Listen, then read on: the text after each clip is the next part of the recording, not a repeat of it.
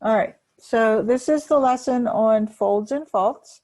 So this will be the last lesson on relative dating. And then the next couple lessons deal with the application of all of these things that we've learned in this last three lessons to look at large scale regions. The image that's on the screen there is actually local. That is a massive syncline. It is a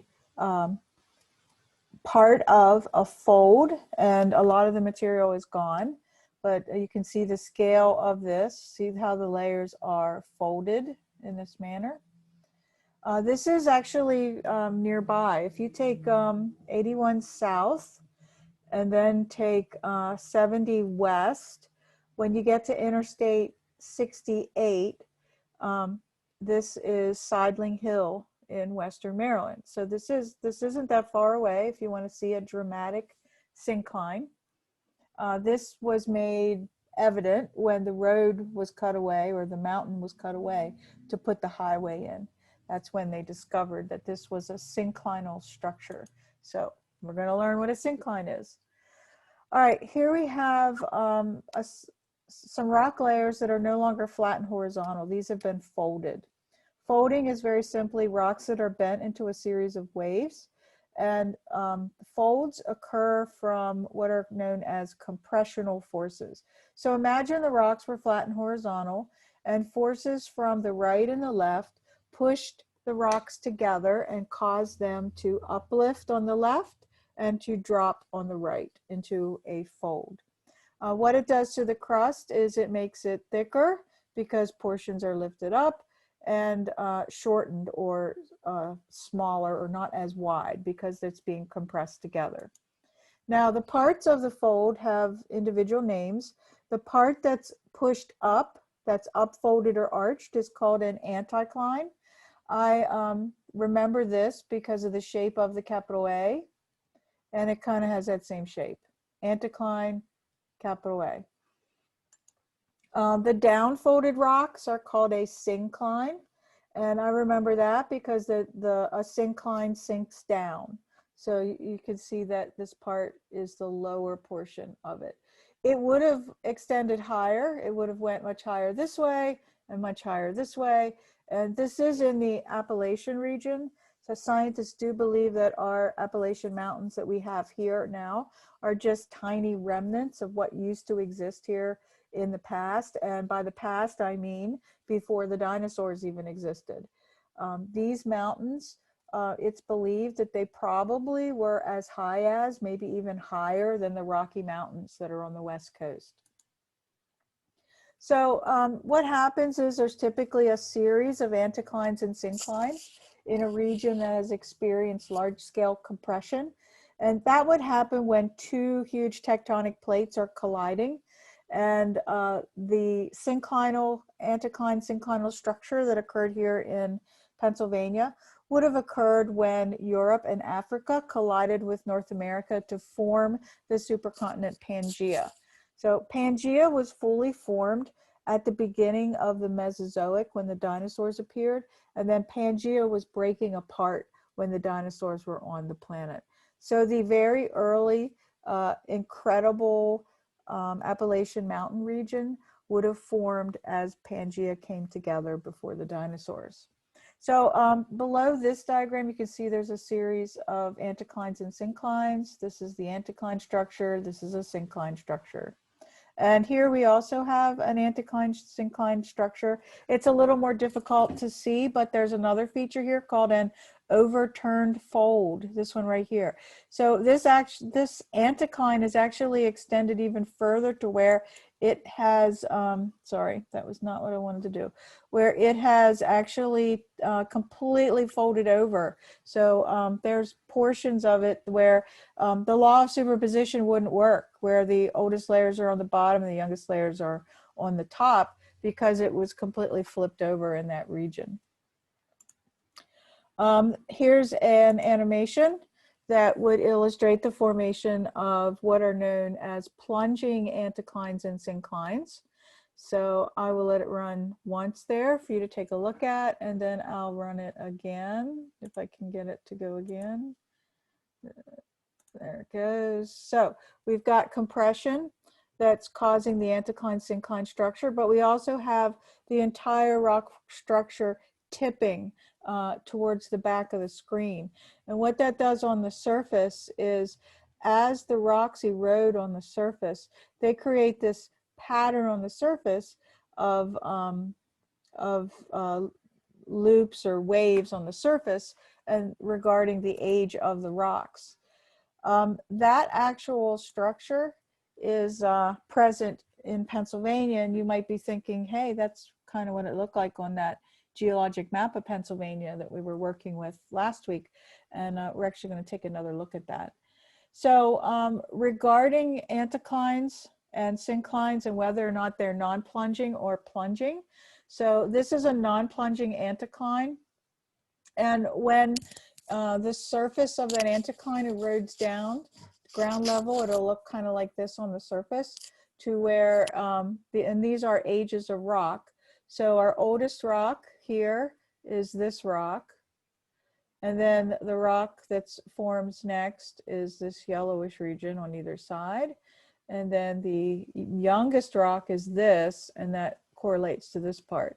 So if this age pattern is seen on in a region where the oldest rock is the center band, and the rock gets younger as it moves away from that center band, that's an anticline. So if it's a plunging anticline, so this whole region is tipped back, and when it erodes at ground level, you see this kind of looping structure. So our oldest is in the center, and then the rock gets younger as you move away from that center region. This is an example of both synclines and anticlines. So the previous one that I showed you, let's go back there a minute, was a plunging anticline. And I couldn't find a diagram that showed a before or a non-plunging and a plunging syncline, but I found this diagram.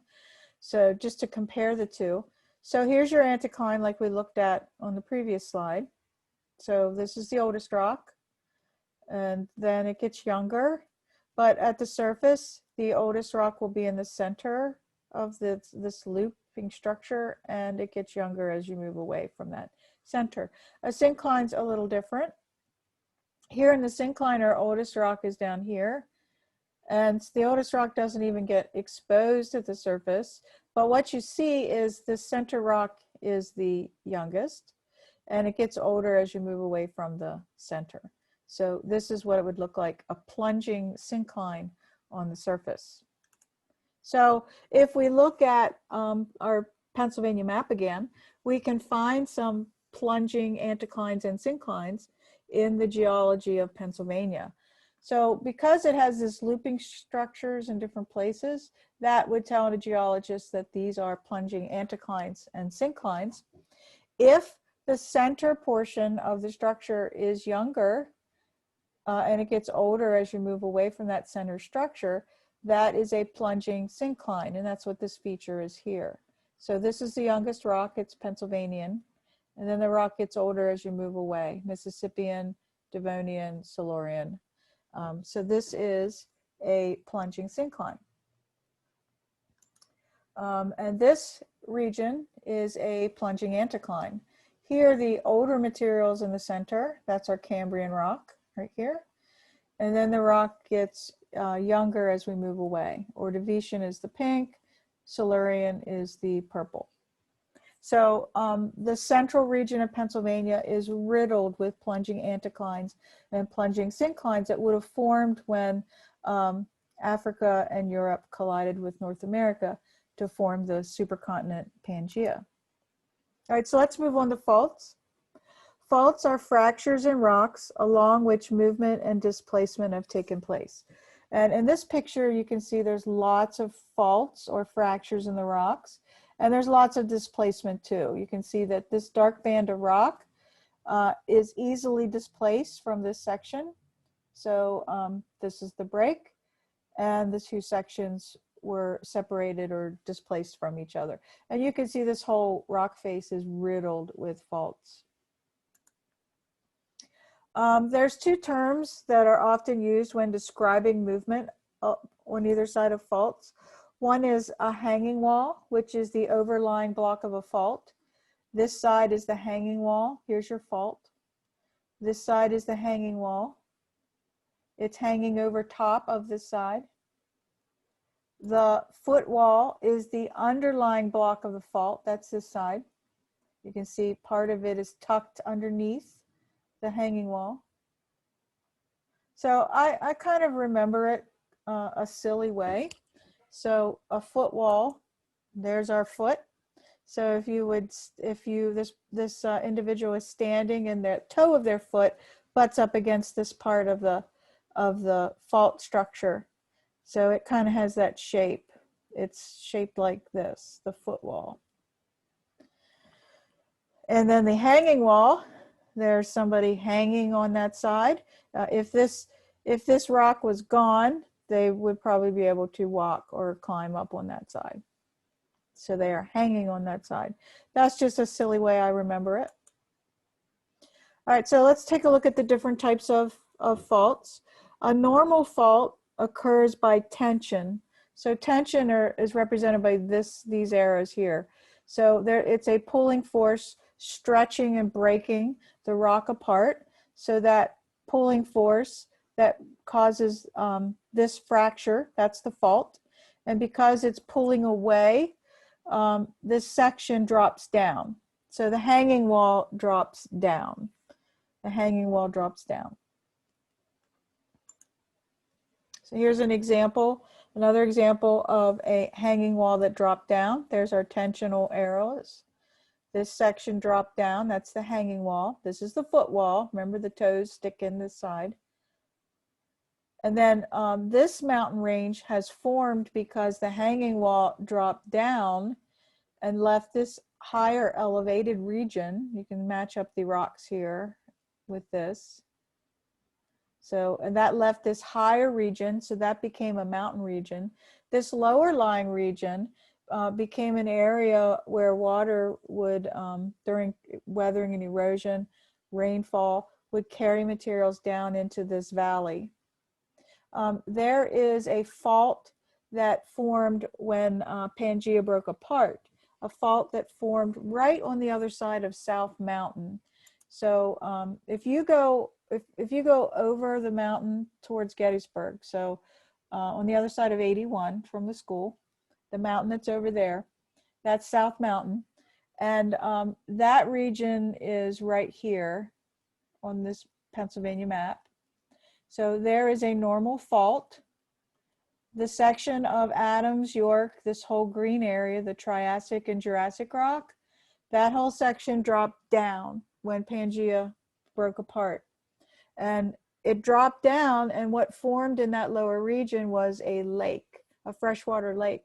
And all of the materials that were being weathered and eroded from the Appalachian mountain range that was much bigger at that time, the sediments were carried into that lake.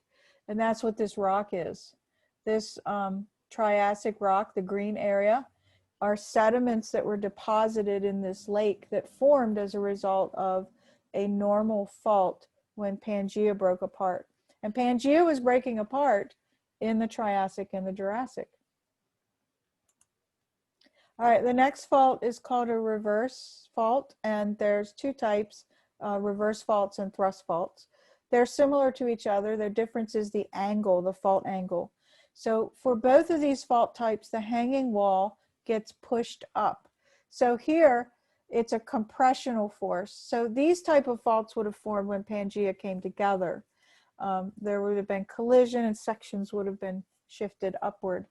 The hanging wall gets pushed up. So this is our foot wall. There's our toes right here of our shoe. So you can remember that's that side. This side gets pushed up. Now, if this angle, this is called a dip. If this is greater than 45 degrees, it's called a reverse fault. But if the angle is less than 45 degrees, it's called a thrust fault. So this one is a reverse fault. Now this is reversed from the previous picture. here's our foot wall. Remember the toes are here. Here's the shoe. And here's the hanging wall. This is where you could climb if this portion wasn't there. So this side is pushed up as the two sides are being pushed together. And that forms another type of mountain where this side is lifted up. So this becomes a mountain range. Many of the Rocky Mountain area was formed in this manner. So notice this angle. It's greater than 45 degrees. This diagram is showing you a thrust fault. See how the angle is much smaller, or the dip is much smaller, less than 45 degrees. We still have a foot wall, and we still have a hanging wall, and the hanging wall side still being pushed up over top of the foot wall, and it creates mountains. More of the mountains, the Rocky Mountain region, are thrust fault-like instead of reverse fault-like, because the angles are much smaller. The third type of fault is called a strike-slip fault. And this fault occurs where there's no vertical movement. The movement is just horizontal. This diagram is showing a displacement of roads here. Streams that are in areas like this, so that cross over these fault boundaries, will kind of flow and follow the fault. There is an old strike-slip fault that is along Route 30 between Chambersburg and Gettysburg. If you frequently drive through there, you might have noticed that there's a mountain region that just kind of stops on the left side of the road. It just ends there. And then you drive about a mile towards Gettysburg, and there's another mountain, but this time it's on the right side of the road. It just kind of stops there. They used to be connected. And it's that strike-slip fault that created a wide gap through the mountains that lead from Chambersburg to Gettysburg. And it is along that gap that created a very wide pathway for much of the Confederate troops to go into Gettysburg from Chambersburg. All right, here's another diagram of a strike-slip fault. I was telling you about the streams, how they might flow like this along the fault. And this part would continue to get longer as the fault continues to slip. They see this along the San Andreas Fault in California. All right, so here's some animations on faults. A reverse fault. So again, this is compression forces, thrust faults, compression forces. The hanging wall is pushed up for all of those examples. A normal fault is tension. It's being pulled apart and the hanging wall drops down. And then our strike-slip faults. All right, that's my last slide. There, I'm going to stop